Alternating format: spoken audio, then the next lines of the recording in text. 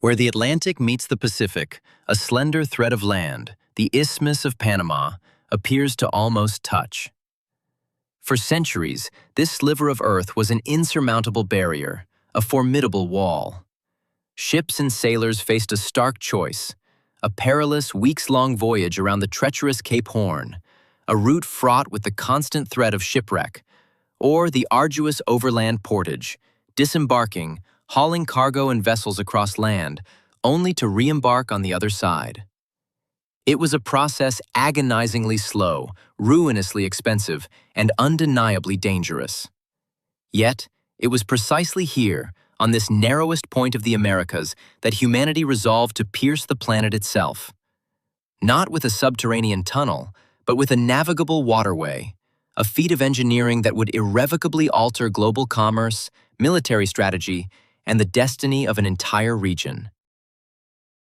The Panama Canal was not born of romantic idealism, but of stark necessity. To shorten sea routes was to gain invaluable time, immense wealth, and decisive power.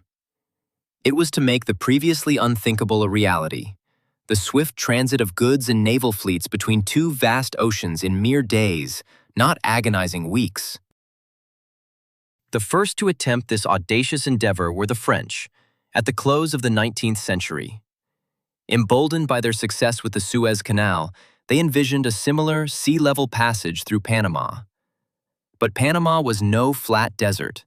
It was a realm of dense, unforgiving jungle, lashed by torrential rains, crisscrossed by rivers that could swell into raging torrents within hours, and plagued by perpetual, suffocating humidity. And then there was the enemy, unseen, insidious, and utterly devastating: tropical diseases. Yellow fever and malaria swept through the workforce, decimating laborers with brutal efficiency. For years, men toiled under conditions that defy comprehension, with limited resources and a fundamentally flawed concept: a sea-level canal, mirroring Suez. In this terrain, it was an almost impossible aspiration. Panama is not flat. A formidable spine of hills and rocks stood in the way, demanding excavation on an unprecedented scale. The relentless rain and tropical climate would continuously swell the rivers, unleashing perpetual floods. To carve a sea-level channel through such a landscape would have meant an interminable, unstable, and utterly uncontrollable construction site. Costs spiraled, timelines stretched into an abyss, and the French enterprise ultimately collapsed. Thousands perished, and the dream of a Panamanian canal seemed irrevocably lost. Then, the United States entered the stage. For them, this was more than just commerce. It was about strategic control of vital sea lanes, rapid naval deployment, and the projection of global influence. In the early years of the 20th century, America took up the mantle of the project. During this period, Panama itself seceded from Colombia, emerging as an independent nation, a process significantly facilitated by American interests. Swiftly thereafter, the United States secured the rights to construct and operate the canal, carving out a special zone under their jurisdiction. But possessing permission and the necessary capital were not enough. They faced two colossal challenges: nature and health. The first and most crucial leap in understanding was the radical realization that a sea-level canal was not feasible. The ingenious, winning concept was a lock-based canal, functioning as a colossal water elevator. Ships would be raised by a series of immense locks to the level of an artificial lake created at the isthmus's center, then lowered back down on the opposite side. This revolutionary approach would overcome the formidable topography and mitigate the destructive power of the region's volatile rivers. The construction became a testament to human perseverance against overwhelming odds. Engineers battled landslides, disease, and the sheer scale of the undertaking. The Culebra Cut, a monumental trench carved through the Continental Divide, became a symbol of both the immense effort and the staggering loss of life.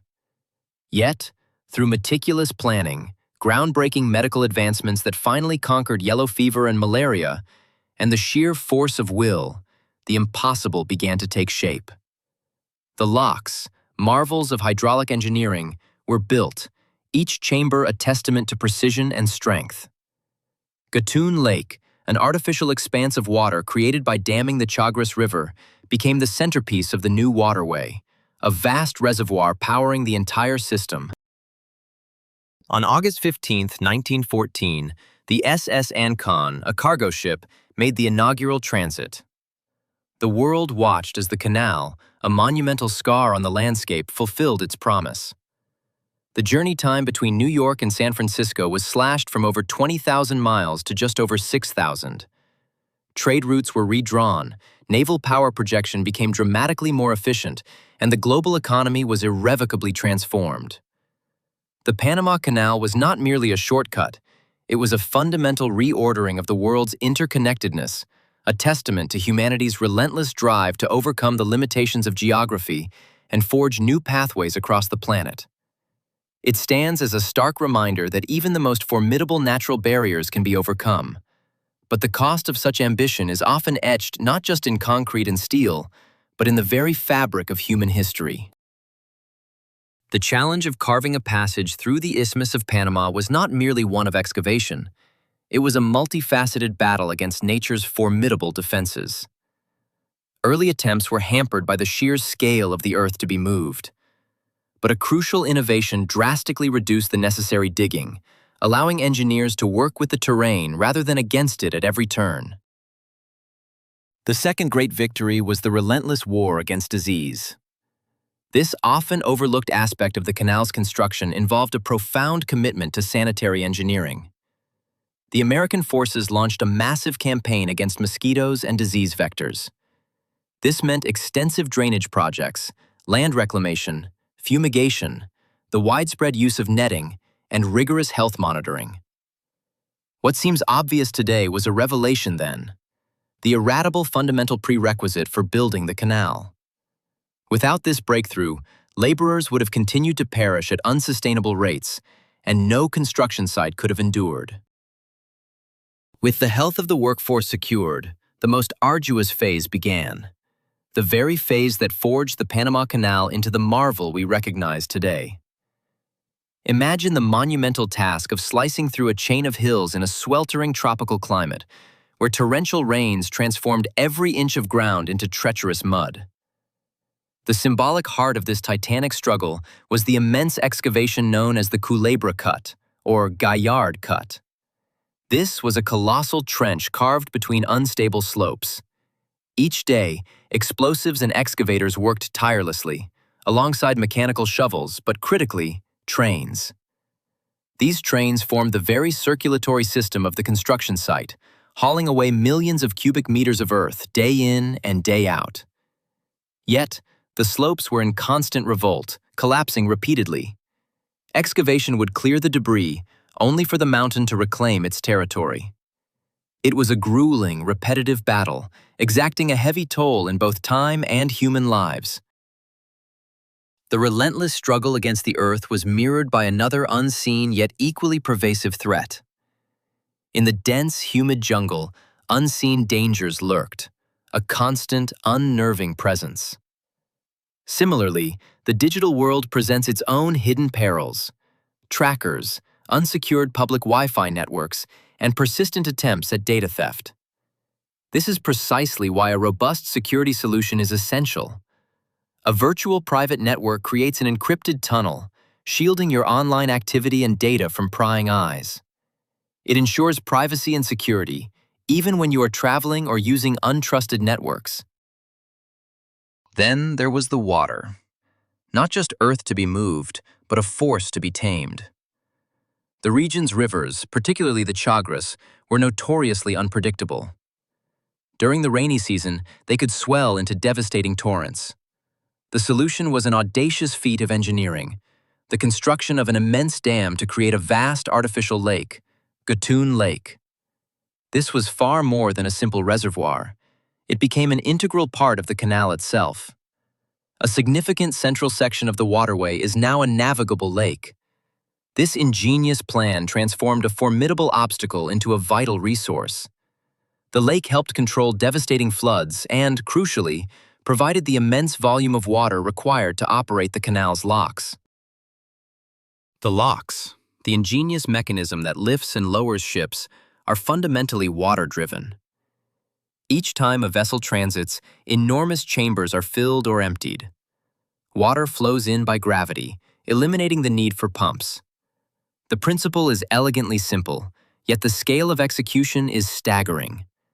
A ship enters a chamber, the gates seal, and water is meticulously channeled in or out through conduits and valves. This intricate dance of water and engineering allows vessels to surmount the continental divide, a testament to human ingenuity in mastering the forces of nature. The canal stands not just as a feat of excavation and engineering, but as a profound statement on humanity's capacity to overcome seemingly insurmountable challenges through innovation, perseverance, and a deep understanding of the natural world. The vessel descends or ascends with a slow, unwavering stability. Then, the next gate opens, and the ship glides into the subsequent chamber. It is a sequence, a true elevator, but one constructed of water.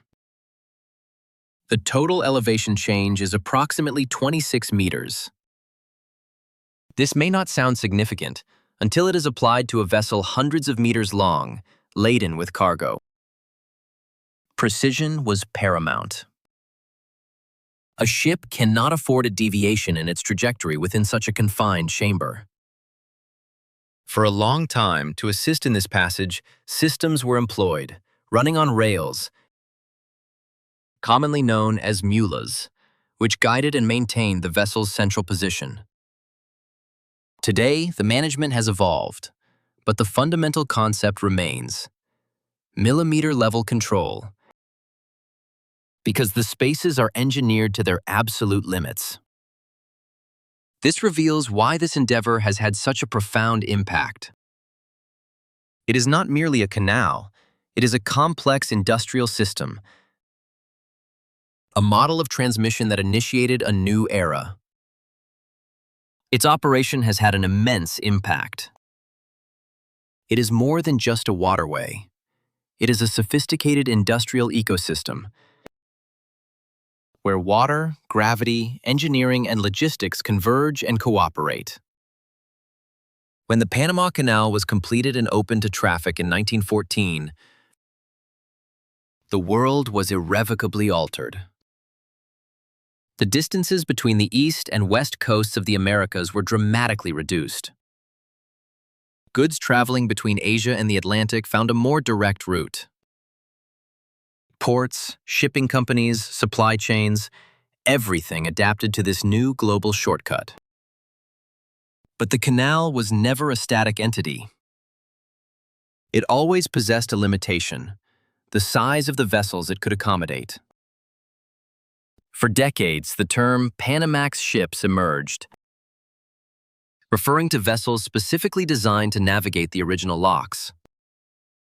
Then, with the growth of global commerce and the advent of ever larger container ships, a new phase began. The expansion, featuring new, larger locks, became operational in 2016.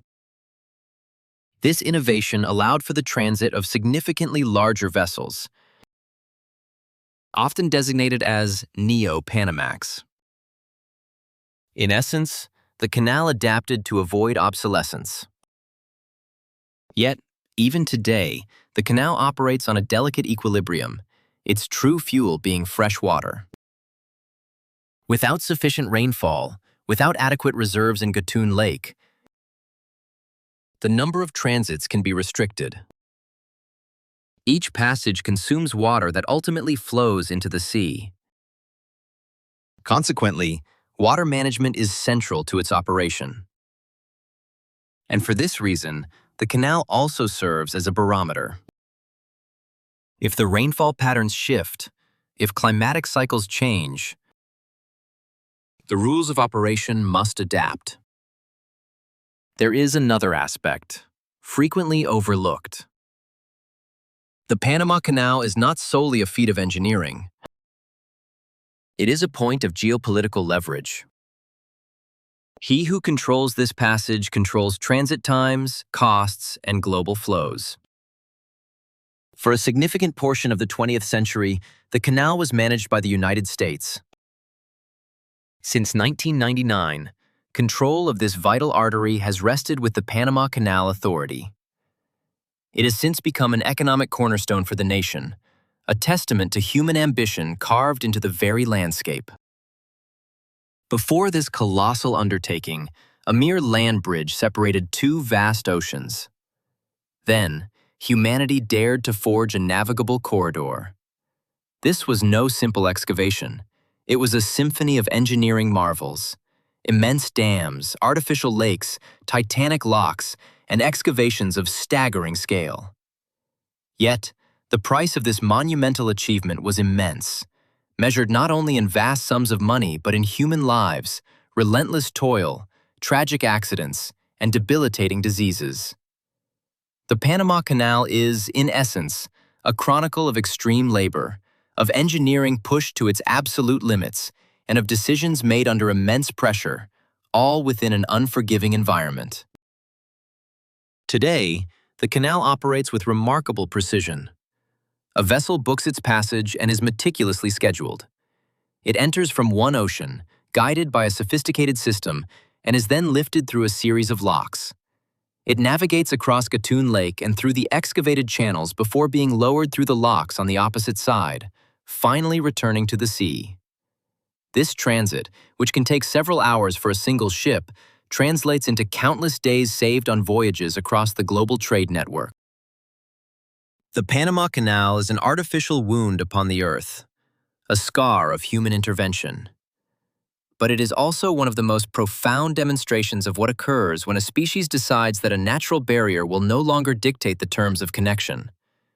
It was constructed where it seemed impossible, at an immeasurable human cost, and transformed into a relentless machine that daily shifts the weight of global commerce. Two oceans, separated by nature, were joined by a singular act of will. And that choice, even now, dictates who arrives first, who pays less, and who commands the world's maritime routes.